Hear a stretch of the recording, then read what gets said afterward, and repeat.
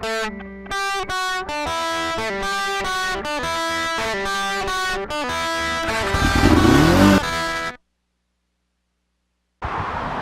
going on, folks? I'm Renegade. Today is a project that I have been dreading. Not so much that I have been dreading it, but I just am dreading it. One of the things I hate about living in New Jersey is salt air. And salt air having, well, a steel car. Because there's no plastic on this car, in case you didn't know. All metal.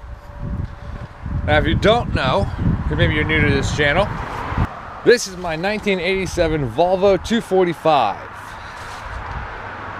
My beloved car. Well, salt air plus metal. Yeah, means cancer. Means rust.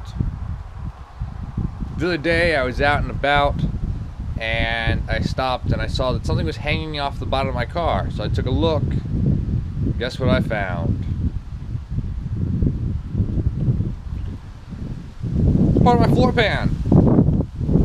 Luckily, it's the floor pan from my rear seat, not my front seat, because that would be even worse. Yeah, not good. So today, I gotta fix this because, well, there's currently a big hole in my car. Big hole. Rusted, just flaking away. Oh, that's my carpet. Big hole. Gotta fix it. So, that's what I'm gonna do. Now, I always have my coffee because, of course, you know, no car project is complete without some coffee. Figure I answer the question that some people are gonna have. Why? You got a big hole in your floor pan. Why are you gonna repair it if it's cancer? It's a 30-year-old car. Why not just replace it? Simple answer. I love this car. I really love this car, and she's a classic. Why should I get rid of a car when repairs are gonna happen? You know, if you bought another classic car, you'd have to do this anyways.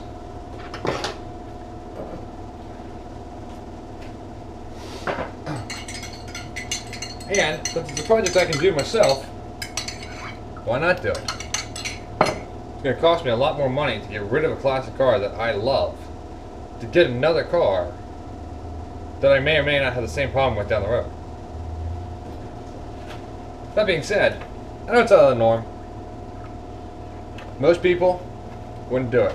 Hell, even Victoria, when I told her what was going on and I showed her the panel that fell, asked me, or I should say, she kind of said, I hate to say it, maybe it's time to think about getting a new car. No, it's not. They'll pry the keys to my Volvo out of my cold, dead fingers.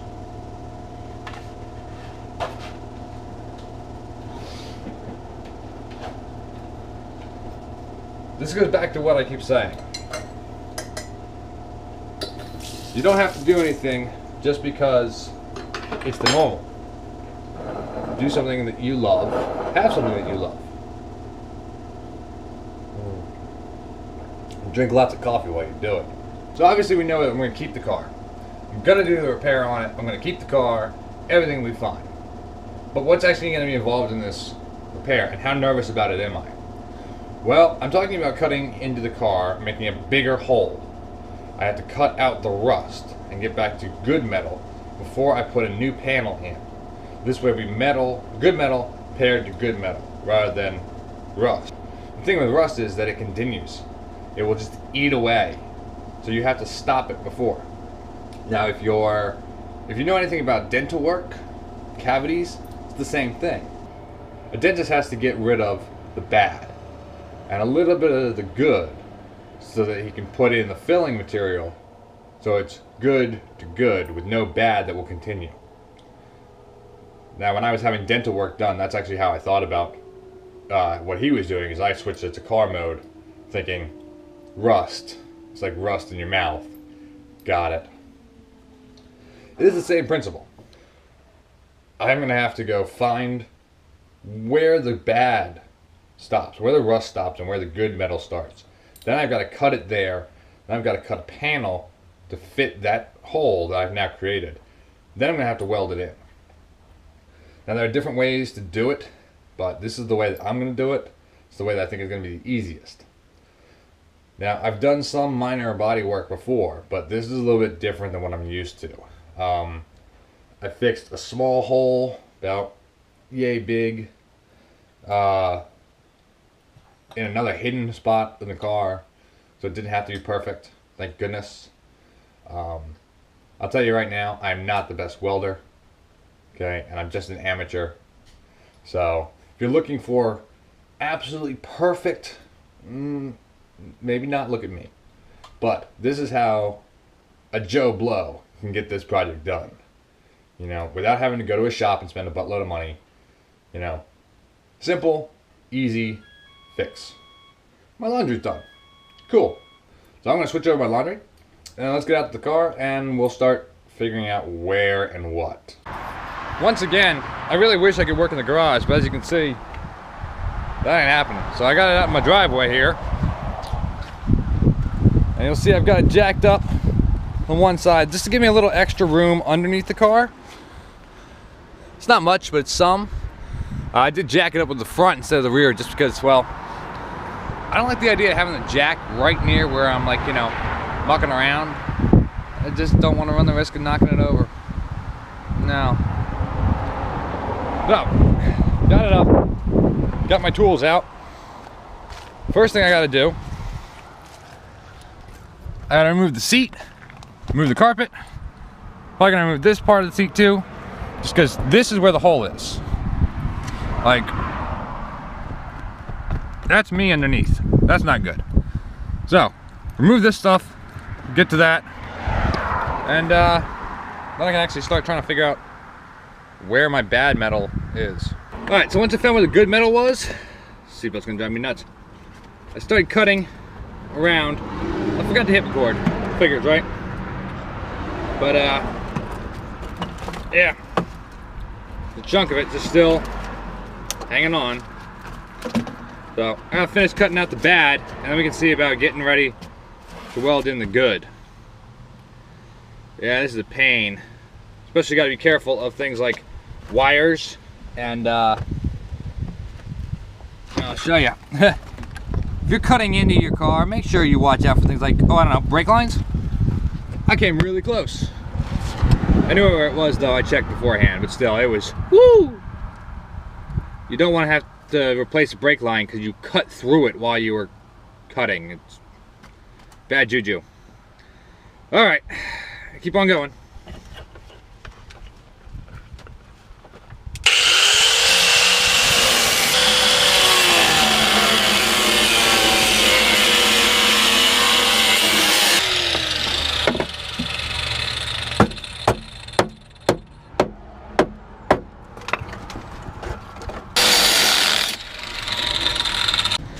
Alright, so there you go. Anything that's left right here, this little bit of rust you see, that's just a little bit of surface rust. I'll clean that up with the angle grinder. Yeah, that's a big hole. It's a big hole.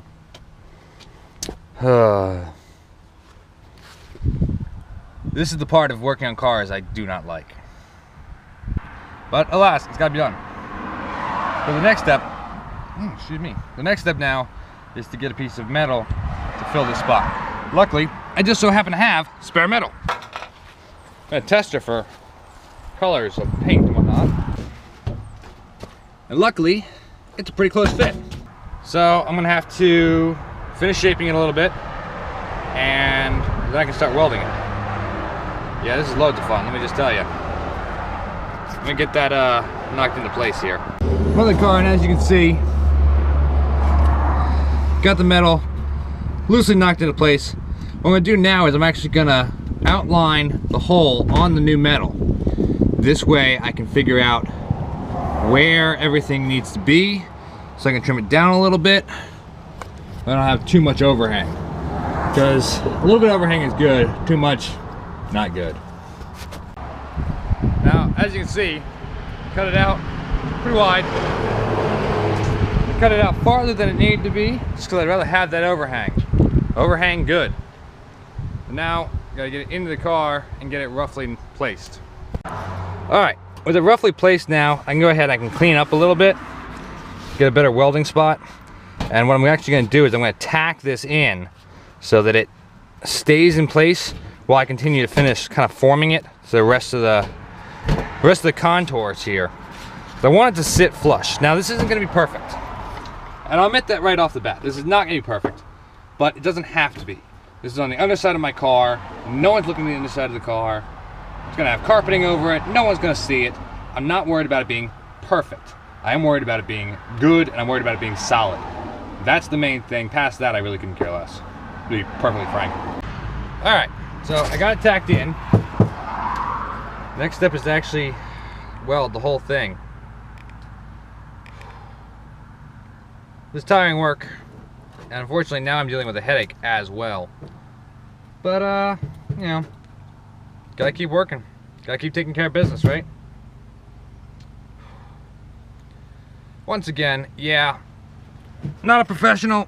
This is not professional grade work. But you know, hey, what do you expect, right? I gotta do this to try and save myself money, because I don't know how much money this would cost me if I took it to a shop. I was thinking suspicion they'd tell me what a lot of people would tell me, just get a new car. But again, no. Now, I'm not filming the actual welding process because I don't know if the welding will burn out the lens in my GoPro. So, yeah. But time to get working on actually welding this all up and getting it secure. Then we'll continue on. Alright, well, I had to take a pretty long break because I had what I can only describe as a debilitating headache. It was killing me. But that's life. Feel a little bit better. Get out here, continue doing some more welding.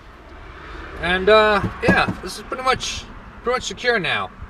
I got some spots that don't look like it's welded from the inside because they're not. And I got some spots that are welded from the outside. My welds are not perfect. I know, not a professional, and frankly, it's been over a year since I've done any welding at all, so I'm a bit out of practice, but this will do. Yo. Yep, she's in.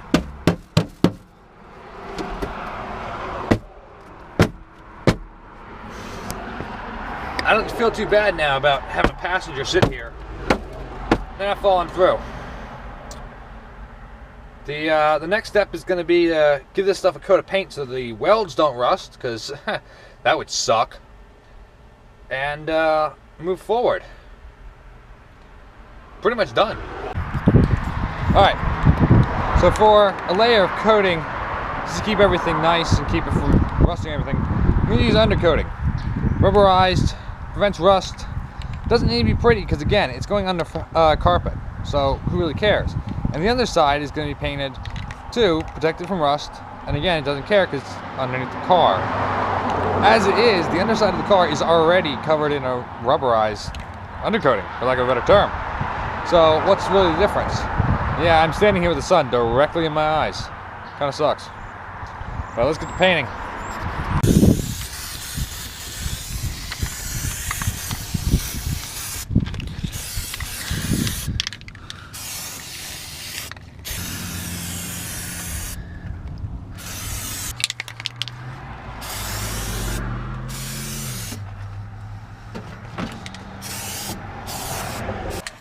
Now, I'm not going to waste all my paint on the inside because, I mean, this is painted. This has got paint on it. It's not that big a deal. I'm just concerned about the rust of the welds. Inside, again, fabric's going over it. Who cares? The thing I'm really concerned about is this side. Because, let's face it, it's under the car. It's exposed. Well, it's getting a lot of this. Got one heavy layer coat on.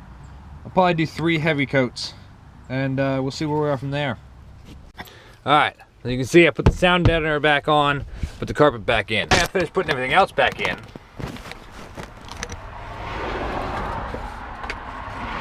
All my trims and whatnot gotta go back on.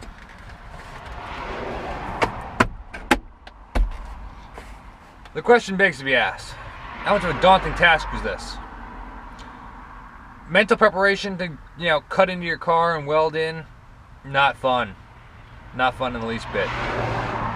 But overall, not too bad of a job, really. You know, it's just a pain, and it's a little terrifying to think about what you're about to do to your car. Such is life. Let me get this stuff back in. We'll finish talking in a second. I'd call it a success. It's also really weird sitting in the back of my car. I'm used to sitting up there. Anyhow. Yeah. That was tiring. And here's my takeaway from it. If you don't have to do that, don't do that. And I wouldn't necessarily suggest that somebody who doesn't know what they're doing does it. I wouldn't have done it except it was kind of a necessary thing.